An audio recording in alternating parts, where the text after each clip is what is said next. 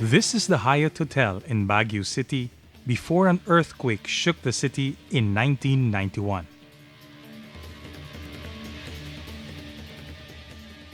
This is Hyatt Hotel, or what was left of the hotel, when an earthquake measuring an intensity of 7.7 on the Richter scale caused its collapse.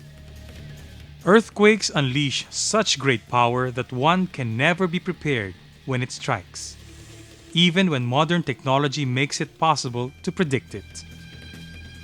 When the Earth's crust shakes violently, changes in land features may occur. A very strong earthquake can cause some parts of land to crack open, creating wide chasms. When earthquakes occur in hilly or mountainous areas, they can cause landslides.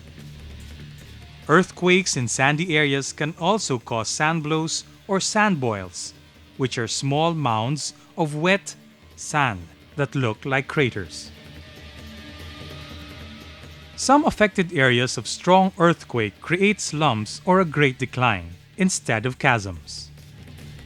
An earthquake may occur under the sea when underwater volcanoes erupt or submarine plates move. This can cause giant waves in the ocean called tsunami. Tsunami is a Japanese word meaning a big wave. On August 16, 1976, a strong earthquake hit Mindanao, causing waves to rise 15 meters high and sweeping away whole barrios along the coasts of Cotabato and Zamboanga.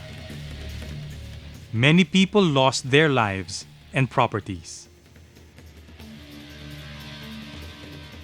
An earthquake may also originate from a lake, bay, or river. In this case, a series of standing waves is created, which is called seiche. It can rise up around 5 meters high and can flood the surrounding areas. Earthquakes can also cause fires. Even moderate ground shaking can break gas and electrical lines, cut fuel lines, and overturn stoves. Although earthquakes themselves may hurt few people directly, most victims are killed by the collapse of houses, bridges, buildings, and railroads. Most recently, a tsunami claimed more than 200,000 lives in Asia.